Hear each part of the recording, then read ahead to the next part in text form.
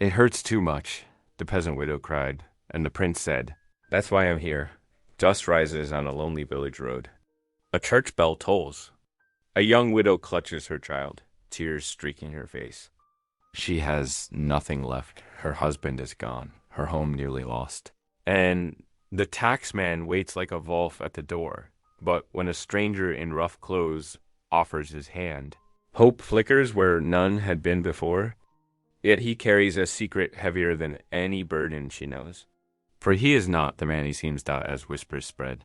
Debts tighten, and a cruel bearing closes in.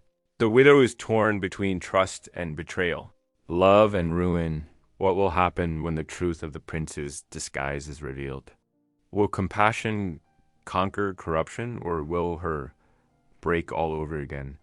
Comment below and tell me where in the world you're joining from. And if this story made you pause for a moment, hit that subscribe button for more. The pale morning light crept through the worn shutters of Anna's tiny cottage, casting thin shadows across the rough-hewn floorboards. The familiar sound that woke her made her heart ache, her child's racking cough echoing in their one-room home. She pushed herself up from her thin straw mattress, her muscles stiff from another night spent worrying. There, little one," she whispered, crossing the room to stroke her child's fevered brow. The morning air held a damp chill that seeped through the thatched roof, where patches had worn thin over the winter. Drops of water fell steadily into the copper pot she'd placed to catch them. Anna's gaze drifted to the nearly empty shelves of her larder. A half loaf of dark bread and a few withered vegetables were all that remained.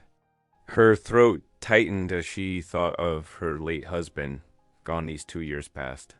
He would have known how to fix the roof, how to ensure they never went hungry.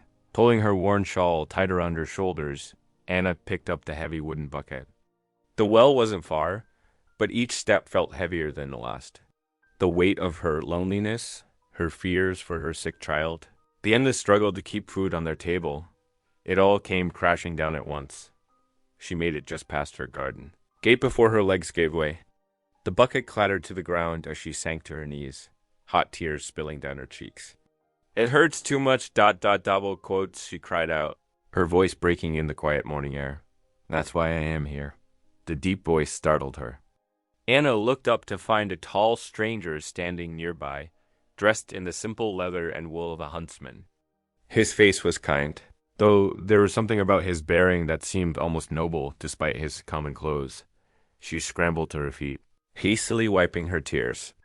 I need no charity, sir," she said, though her trembling voice betrayed her desperation. "Not charity," he replied gently. "Simply one neighbor helping another." He stepped forward and picked up her fallen bucket. "I'm called Matthias. Allow me to assist you with the water." Anna hesitated. Years of hardship had taught her to be wary of strangers, yet there was something in his steady gaze that made her want to trust him. Perhaps it was the earnest way he waited for her permission, or how he kept a respectful distance. "Very well," she said finally. "The well is this way." She watched as he drew the water with strong, sure movements. His hands were too smooth for a common laborer, she noticed, but she was too weary to question it. When he saw the pitiful stack of firewood by her door, he insisted on chopping more. The morning wore into afternoon as Matthias worked steadily, splitting logs with practiced strokes. Anna found herself stealing glances at him as she went about her tasks, wondering if this stranger, who seemed to understand exactly what needed doing without being told, as the sun began to set, casting long shadows across her small garden. Anna stirred the thin porridge cooking over the hearth. Her child sat propped up in bed, watching the stranger with curious eyes as Matthias sat quietly by the fire. The flames cast flickering light across his features as he stared thoughtfully into the flames. Anna ladled the simple meal into her child's bowl, her heart heavy with questions she dared not ask. Why had this man chosen to help her? Surely there were others in the village equally in need. Widows with children, elderly folk struggling alone. Yet here he sat, this mysterious huntsman who moved with such quiet grace, who had appeared exactly when her spirit had broken.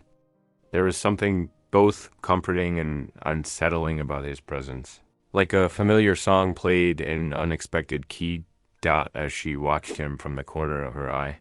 Anna felt the weight of the day's mysteries settle around her shoulders like her old shawl.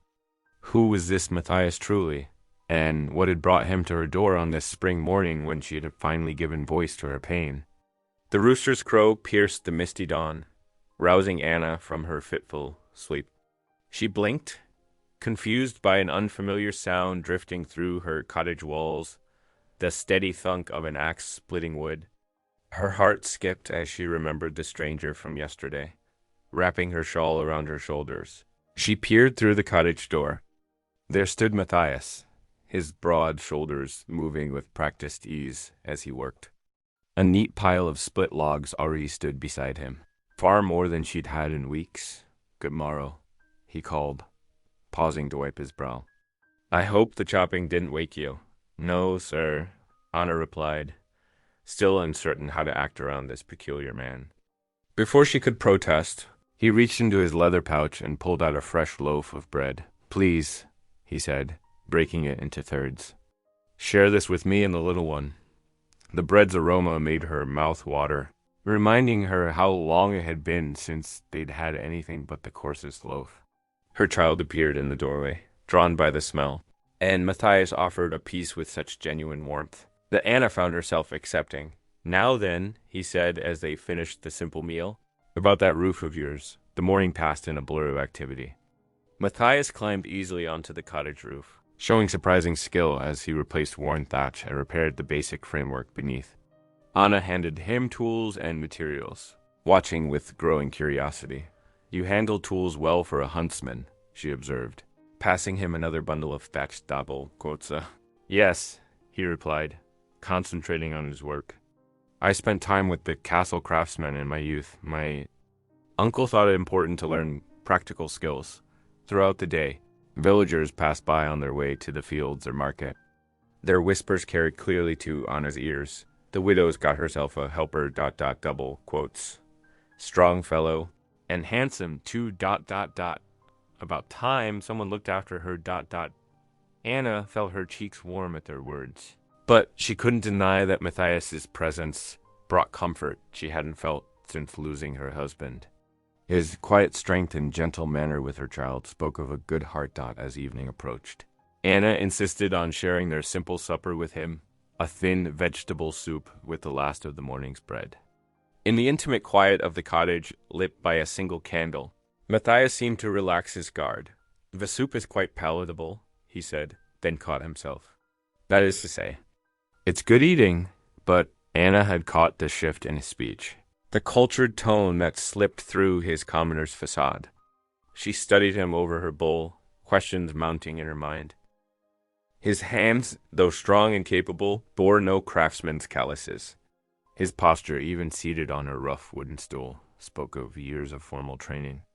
Yet his concern for her family seemed genuine, his labor honest and true.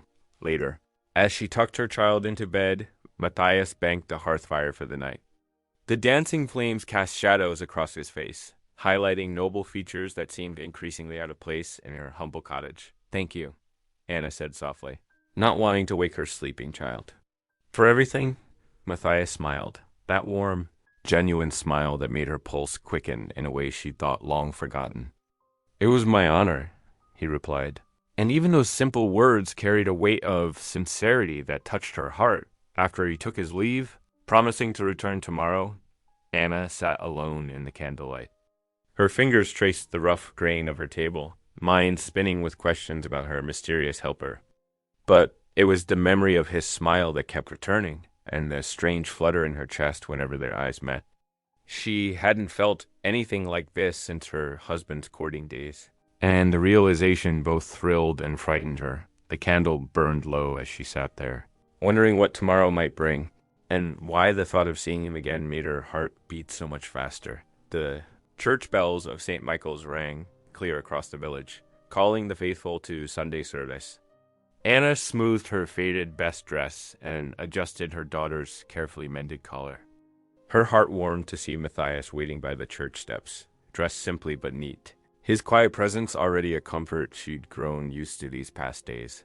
Inside the cool stone walls, Anna led the way to the worn wooden benches at the back where the poorest villagers gathered. She expected Matthias to seek better seating, but he settled beside her without hesitation. The morning light filtered through stained glass windows, casting rainbow shadows across the congregation as they rose for the opening. Him, during the sermon about charity and kindness to widows, Anna felt rather than saw the curious glances cast their way. Matthias sat straight-backed yet humble, his weathered hands folded in his lap. A soldier stationed near the altar suddenly stiffened, his eyes widening in recognition as he studied Matthias's noble bearing. The man's hand twitched as if to salute. Matthias caught the motion and smoothly turned to whisper to Anna, just loud enough for those nearby to hear. The prince's estates where I worked as a carpenter's cousin. The guards there stood just so. Funny how some habits look the same everywhere, isn't it? The soldier's hand dropped. Several villagers nodded at this explanation, though Anna noticed doubtful looks exchanged between the wealthier merchants in their fine Sunday clothes. She drew her shawl closer, suddenly chilled despite the spring warmth. As the congregation filed out after the final blessing. Anna's daughter skipped ahead to admire the early wildflowers blooming by the church wall. The peaceful moment shattered at the sharp rap of a walking stick on cobblestones. Widow Anna. Baron von Richter's voice cut through the cheerful post-service chatter. He stood blocking their path, his rich black coat gleaming with silver buttons. His thin lips curved in what might have been meant as a smile. "A word, if you please." Anna curtsied, her fingers trembling as she gripped her worn prayer book. "Yes, my Lord Baron. I've been reviewing the tax records." He produced a leather folder, making a show of consulting the papers within. "It seems your late husband left certain obligations unfulfilled. The crown requires its due. You understand, but my husband always paid." Anna's voice faltered as the Baron named a sum that made her knees weak. "That's impossible, my lord. There must be some mistake. The records are quite clear." The Baron's smile widened. "You have until midsummer to settle the debt. After that, I'm afraid the cottage and land must be forfeit to the crown." Beside her, Matthias had gone rigid. His jaw clenched as his hands balled into fists at his sides. For a moment, something dangerous flickered in his eyes, a flash of authority that made the Baron step back before Matthias carefully smoothed his expression. Back to humble deference. "Surely, some arrangement could be made," Matthias said quietly. "The law allows for it. The law is what I say it is." The Baron cut him off with a sharp gesture. "Mind your place, carpenter's cousin."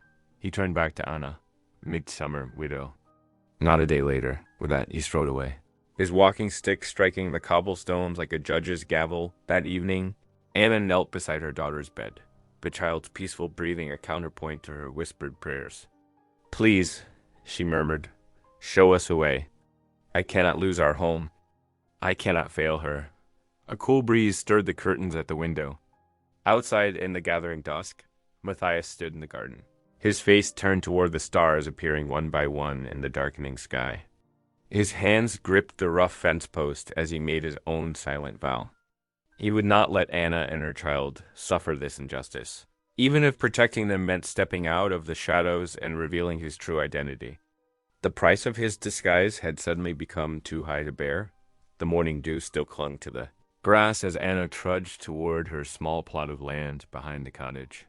Her shoulders ached as she lifted the worn hoe, its wooden handle smooth from years of use.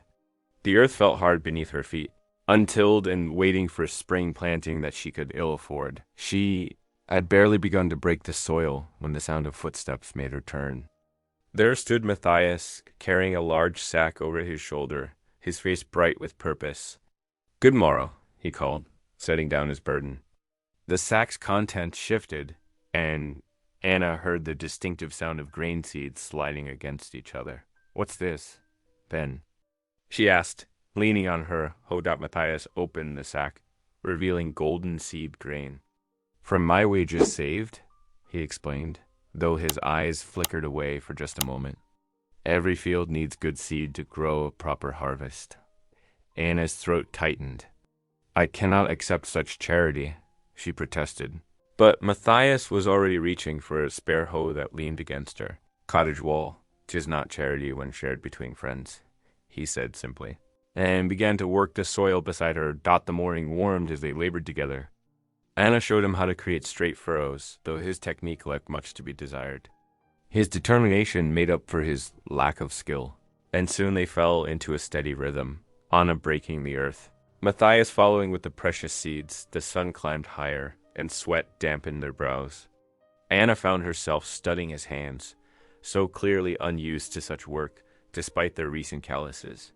He might hide his noble bearing in common clothes, but his movements betrayed him, too careful, too measured for a true laborer.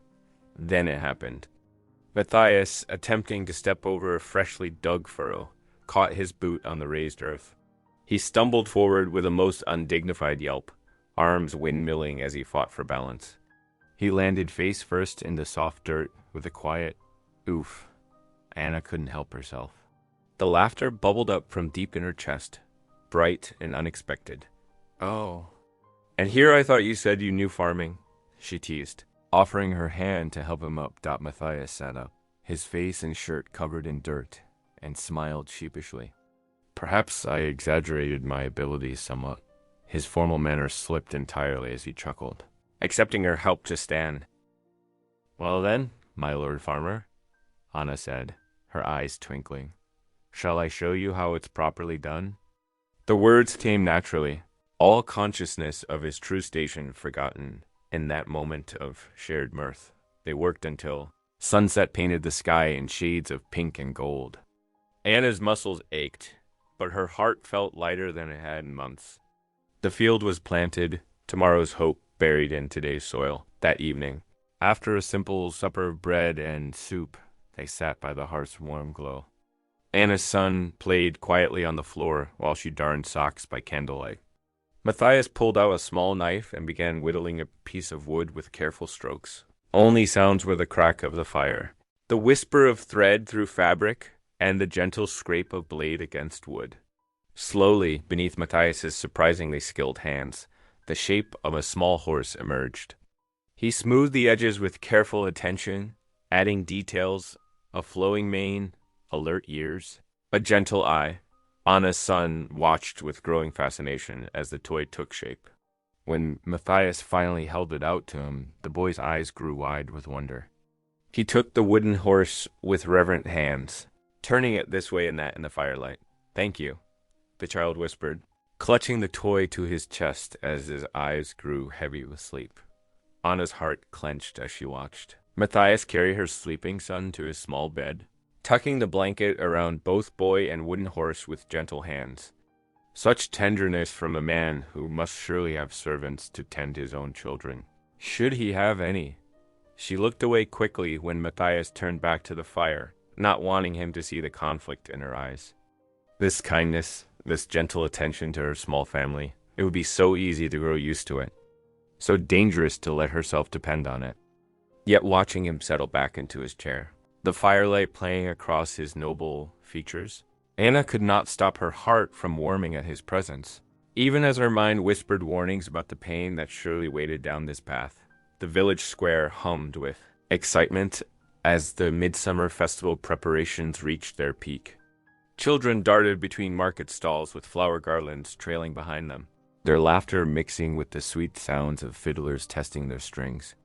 The warm June air carried the rich scent of fresh-baked rye bread from cottage ovens, and women hurried to and fro with baskets of wildflowers and herbs. Anna stood in her doorway, watching the festivities from afar. Her hands were red from scrubbing laundry, and her plain brown dress showed signs of careful mending. Her child clung to her skirts, eyes wide at the cheerful commotion in the village square. "Surely you do not mean to spend such a fine evening indoors?" Matthias's voice came from behind her, warm and encouraging. He had appeared as if by magic, dressed simply but neat. His huntsman's clothes freshly brushed. "We have little cause for celebration," Anna replied softly, thinking of the Baron's threat and her empty purse. "Nonsense," Matthias said firmly. "Tonight is for joy, not worry." He bent down to her child's level. "Would you like to see the dancing?" The boy nodded eagerly, and Before Anna could protest, Matthias had swept them both along toward the village square. The setting sun painted the sky in shades of pink and gold, and lanterns began to twinkle in the gathering dusk. Villagers turned to stare as they passed. Anna heard their whispers, some kind, some curious, some less charitable. The mysterious stranger who had taken such interest in the widow's welfare had become the subject of much speculation. Near the village square, a great bonfire blazed, casting dancing shadows on the packed earth where couples already twirled to the music of fiddles and pipes. The flames reached toward the darkening sky, and sparks flew up like stars. "Dance with me," Matthias said suddenly, holding out his hand to Anna. She hesitated, conscious of watching eyes. "I have not danced since ... double quotes," she began. But Matthias's smile was gentle and insistent. "Then it is long past time." His fingers closed around hers, warm and strong, and before she could protest further, he had drawn her into the circle of dancers. The music swelled, quick and merry. Anna's feet remembered the steps despite the years, and soon she found herself laughing as Matthias spun her on the bonfire. His eyes sparkled in the firelight, and his obvious joy was infectious. For the first time since her husband's death, Anna felt her grief lift like morning mist, replaced by something warm and bright and frightening of its intensity. They whirled faster, skirts swishing, boots stamping in time with the music. Other dancers moved around them, but Anna barely noticed. Her world had narrowed to Matthias's steady hands, his encouraging smile, and the wild beating of her own heart. Her child watched from the edge of the circle, clapping in delight. When the dance ended, Matthias swept the boy up onto his broad shoulders. "Now you can see everything," he declared, and the child's delighted laughter rang out clear and free. Anna watched them, her heart squeezing painfully. She heard the murmurs of the villagers around her, how the widow's boy had not laughed so freely in many months. How perhaps Providence had sent this stranger to bring hope back to their lives. As the evening wore on, the bonfire burned lower, and the music grew softer. Parents carried sleeping children home, and couples drifted away into the starlit night. At last, Matthias set the drowsy boy down and offered to walk them home. They walked slowly through the quiet village, the child stumbling sleepily between them. The stars gleamed overhead like scattered diamonds, and the warm summer air was heavy with the scent of night-blooming flowers. As they neared Anna's cottage, their hands brushed together. Instead of drawing away quickly, their fingers lingered, touching far longer than propriety allowed. Anna felt her cheeks grow warm, and her heart fluttered like a caught bird.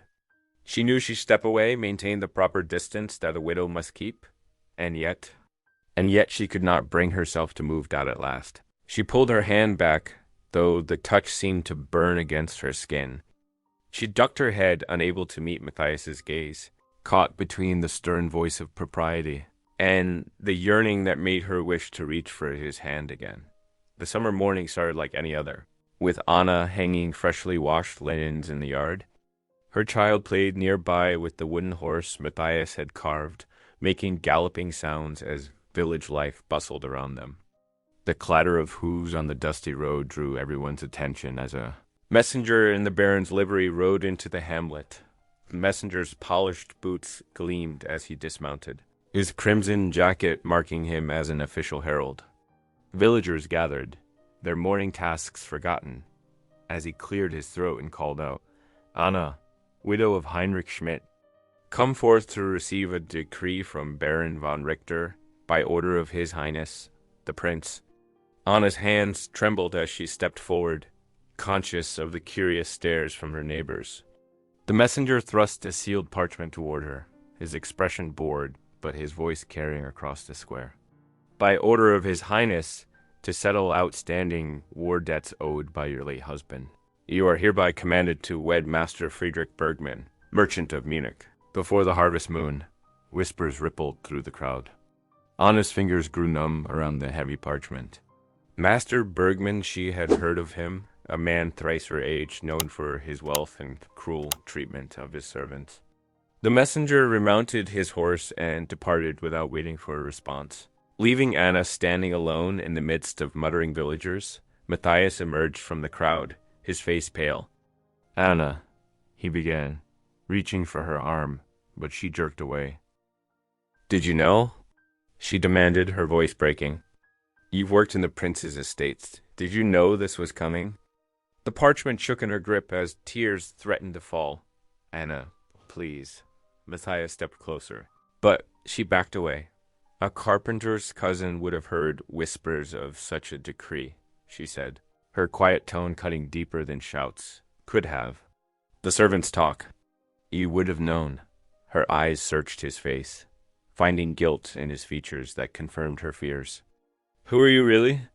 Matthias's shoulders sagged. I cannot explain everything, but leave, Anna whispered, then louder. Leave. I trusted you. My child trusted you. We thought you were different, but you're just another noble playing with common lives for sport. The child, hearing his mother's distress, ran to her side and buried his face in her skirts. His small shoulders shook with sobs as he looked up at Matthias, betrayal written across his young face. Don't go, the boy pleaded, but Anna pulled him closer. It's time for the stranger to leave, she said firmly. Though her voice quavered, Matthias stood rooted, conflict evident in every line of his body. What I feel for you is real, he insisted quietly. Your feelings matter nothing against royal decrees, do they? Anna's bitter laugh held no humor. Go back to your fine life and leave us to our fate. With heavy steps, Matthias turned away.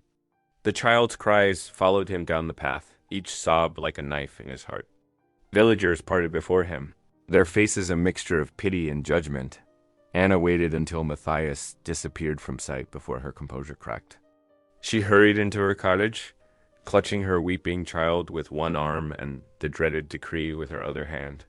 Once inside, she sank to her knees on the earthen floor. Oh, God, she cried out, her voice raw with anguish. Even he was false. Even his kindness was a lie. The parchment crumpled in her fist as tears finally broke free. Her child huddled against her, his small hands patting her face in an attempt to comfort her dot. The cottage felt colder somehow, though summer sun streamed through the window. The wooden horse lay forgotten by the door, a bitter reminder of the trust they had placed in a stranger who had seemed too good to be true. Now, Anna knew he had been exactly that. False hope was crueler than no hope at all. She pressed her face into her child's hair, whispering prayers that seemed to echo hollowly in the empty cottage. The decree in her hand might as well have been a death sentence to all her dreams of finding love again. Even the memory of dancing at the midsummer fires now felt like ashes in her mouth that the cottage felt hollow in the gray dawn light. Anna stirred the morning porridge with heavy movements, her shoulders slumped beneath the weight of loneliness. The wooden spoon scraped against the pot's bottom, each stroke echoing in the quiet room. Her child tossed restlessly on his small bed, his cheeks flushed with fever, still clutching the carved horse Matthias had made. Hush now, little one, Anna whispered, pressing a cool cloth to his forehead. The toy horse's smooth surface bore the marks of careful craftsmanship, making her heart ache with fresh pain. Without Matthias's strong hands to help, even the simplest tasks seemed to take twice as long. The morning chores stretched before her like an endless road. The water bucket felt heavier, the floors harder to scrub, the linens more difficult to wring out. Every corner of the cottage held memories of his kindness, the mended roof that no longer leaked, the neat stack of firewood he had split, the small garden they had planted together. Through her open window, she heard the murmurs of passing villagers. Poor Anna, one woman clucked. Such hope she had with that stranger helping her. Better off without him, another replied. Now she'll have security with the merchant marriage. What more could a widow want? Anna's hands trembled as she wrung out her washing. The words stung like nettles against her skin. They didn't understand how it felt to have brightness return to her life, only to have it snuffed out like a candle in the wind. The crunch of boots on gravel made her stomach clench. Baron von Richter's imposing figure cast a shadow across her doorway, his rich velvet coat a stark contrast to the humble cottage walls. Good morrow. Widow Schmidt, he said, his smile sharp as a winter frost. I trust you're preparing yourself for your good fortune. The banns will be read in church 2 Sundays hence. Anna curtsied, keeping her eyes lowered. Yes, my Lord Baron. Such a generous arrangement, he continued, running a gloved finger along her rough-hewn table. A merchant of means, willing to take on a widow and her sickly child. You understand there can be no refusing without grave scandal? And, of course, his voice hardened. Your late husband's debts must be settled. I understand, my lord, Anna whispered, her fingers twisting in her apron. The Baron's boots clicked against the floor as he circled her small room. I must say your mysterious friend showed poor judgment in abandoning you. Though perhaps he learned of your situation and thought better of keeping company with one so far beneath him. Anna's chest tightened at the mention of Matthias, but she held her tongue. The Baron's words were meant to wound, and she would not give him the satisfaction of seeing her pain. Remember, Widow Schmidt, he said as he turned to leave, this marriage ensures your child's future. What mother would choose differently? When he was gone, Anna sank onto her wooden stool, trembling. Her child's fevered whimpers drew her to his bedside, where she stroked his damp hair. The toy horse remained clutched in his small fist, a reminder of happier days. As sunset painted the cottage walls in amber light, Anna lit a single candle. Its flame cast dancing shadows as she knelt beside her child's bed.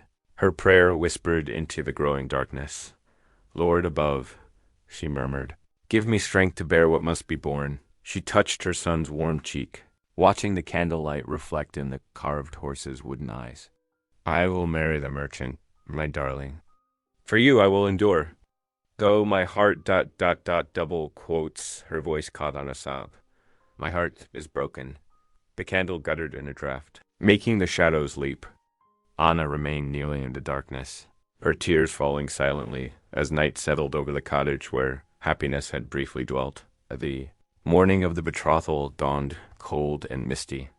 Anna stood before her cottage mirror, straightening the worn but clean dress she had pressed for this dreaded occasion.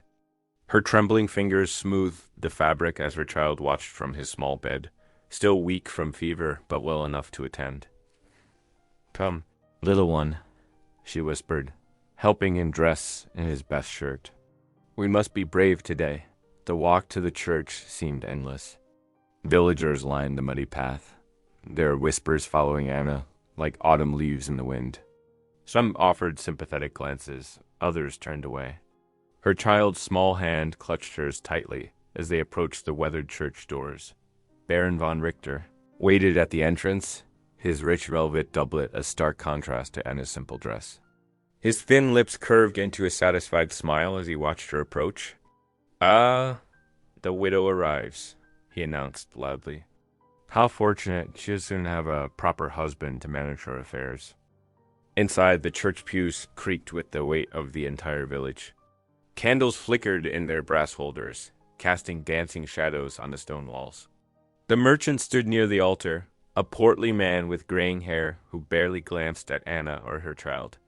She recognized him as a frequent visitor to the Baron's estate. Known for his harsh treatment of debtors, Father Lucas stood solemnly at the altar, his weathered face bearing an unusual tension.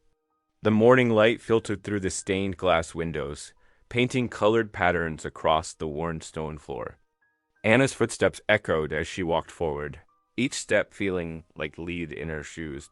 Baron von Richter took his place near the front, practically preening with triumph. Proceed, father, he commanded, his voice carrying through the hushed church. Let us settle this matter according to the prince's decree. Father Lucas cleared his throat, opening his prayer book with careful movements. Dearly beloved, he began, his voice carrying a slight tremor. We are gathered here today, ... double quote. Suddenly, the heavy wooden doors burst open with a thunderous crack. The congregation gasped as one, turning to see a figure silhouetted in the doorway. Sunlight streamed in behind him, glinting off rich ceremonial robes and the golden chain of office around his neck. Guards in royal livery flanked him, their polished breastplates catching the light. Anna's heart stopped. There stood Matthias, not in a rough homespun, but in the full regalia of his true station. The prince's circlet sat upon his brow, and his bearing was every inch royal. Yet his eyes, when they met hers, held the same warmth she remembered from evenings by her hearth. "Stop these proceedings," Matthias commanded, his voice ringing with authority as he strode down the aisle. The villagers scrambled to bow, their movements creating a wave of motion through the church. Baron von Richter's face had gone white as chalk.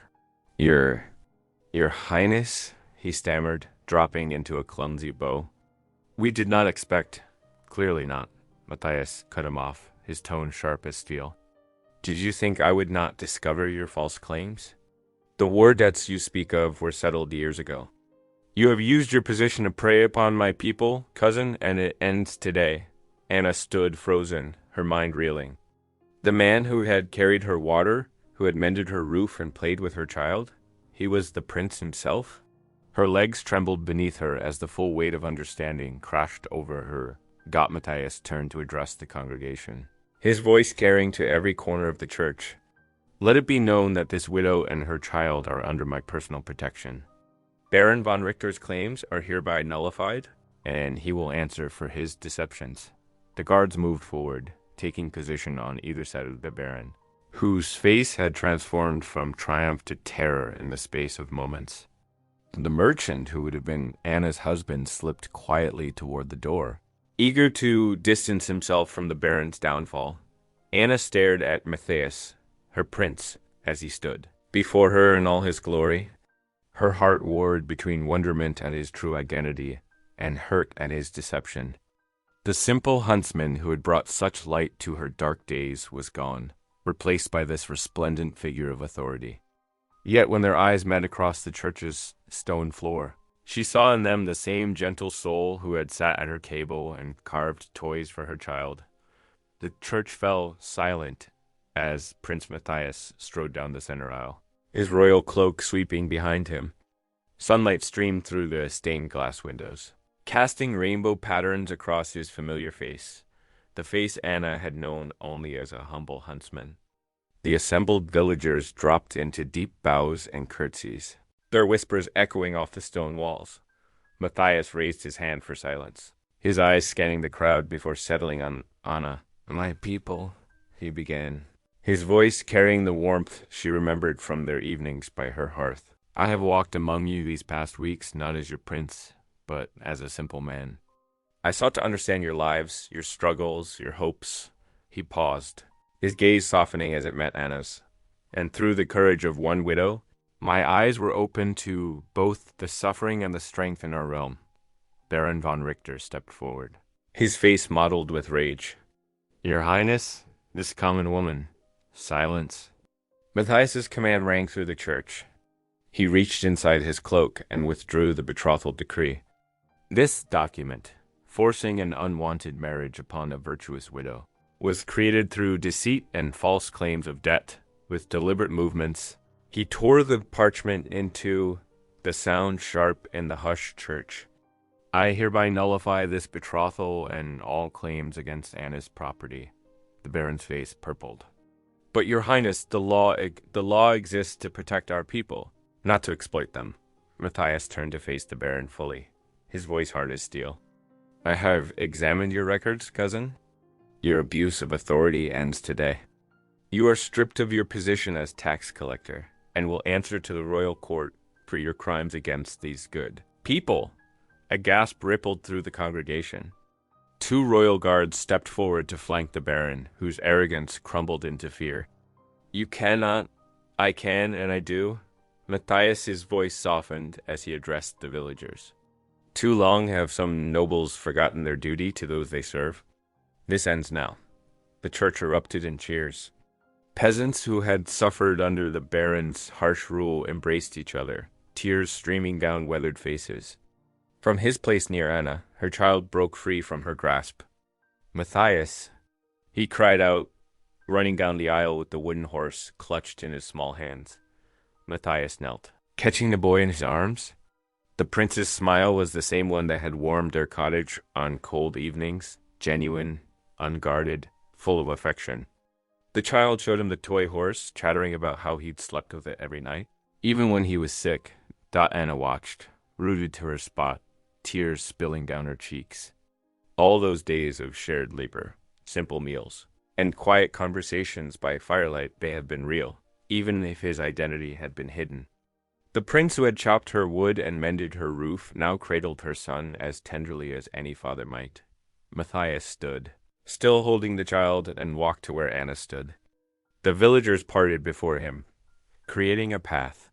When he reached her, his eyes held the same gentle concern she'd seen that first morning when she'd collapsed by the well. "Lady," he said softly, using the honorific that had never passed between them before. Then his voice changed, becoming the familiar tone she'd grown to trust. "Because it hurt too much to see you suffer. That is why I am here." He reached out with his free hand and brushed a tear from her cheek. "That is why I will always be here." Anna's tears flowed faster, but these were different from the bitter drops she'd shed since her husband's death. These tears washed away years of grief, of struggling alone, of fearing for her child's future. They cleansed her heart of the weight she carried for so long. Her shoulders shook as emotion overwhelmed her, relief, gratitude, and something warmer she dared not name.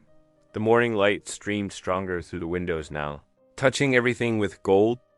The villagers watched in respectful silence as their prince held the widow and her child. His presence no longer a disguise, but a promise of protection and care for all his people, starting with the one whose courage had taught him how to truly lead. The late summer sun cast golden light across Anna's transformed cottage. Fresh thatch crowned the roof, new shutters framed gleaming windows, and the garden bloomed with herbs and flowers planted by royal gardeners. The once leaking walls stood strong and true, rebuilt by the prince's own carpenters. In her flourishing field, wheat stalks swayed gently in the breeze, promising a bountiful harvest. Villagers who had once whispered behind their hands now bowed respectfully as Anna passed. "Good morrow, my lady," they called, genuine warmth in their voices. Children who had played with her son now treated him with a mixture of awe and friendship, knowing he would soon be a prince's son. The village church, decorated with wildflowers and ribbon, filled to bursting on the wedding day. Anna walked down the aisle, her hand held by her child, who wore fine velvet clothes that matched his bright eyes. Her simple but elegant gown, made of cream-colored silk, rustled softly against the stone floor. At the altar stood Prince Matthias, wearing not his formal court attire, but the simpler clothing of a country nobleman. A choice. That made the villagers love him even more. Father Lucas, his eyes twinkling with joy, held up the special marriage license bearing the prince's own seal. "By the grace of God and the authority of His Highness Prince Matthias," he announced, his voice carrying to the rafters, "I pronounce these two souls united in holy matrimony." As Matthias kissed his bride, the church erupted in cheers. Outside, tables groaned under loaves of bread, wheels of cheese, and casks of wine provided from the royal cellars. Fiddlers struck up a lively tune, and villagers danced in the square, their happiness echoing through the summer air. Anna found herself swept into dance after dance, her heart light with joy. She watched as Matthias lifted her son onto his shoulders, the boy's laughter ringing clear above the music. This was more than a marriage of convenience or even love. It was the union of two worlds, the healing of old wounds, the triumph of genuine affection over rigid tradition. As twilight painted the sky in soft purples and blues, the small family gathered in the cottage. The hearth fire crackled warmly, casting familiar shadows on the walls where they had first grown to each other. Anna's son dozed in Matthias's lap, still clutching his wooden horse. Anna knelt by the fire, her hands clasped in prayer. "Thank you, Lord," she whispered, "for turning our mourning into dancing, our sorrow into joy." Matthias reached over and took her hand, his fingers intertwining with hers. The firelight caught the simple gold band on her finger, not an ornate royal jewel, but a symbol of honest love. "That is why I am here," he said softly, echoing the words that had begun their journey together. "And why I will always remain, in the gentle quiet of evening, surrounded by the warmth of hearth and home." Their hearts beat as one noble and common prince and widow, now bound together in love's perfect triumph over life's deepest sorrows. If today's story reminded you of the quiet strength of love, I'd love to see you again. Subscribe, and tomorrow we'll meet right here where love speaks softly and stays.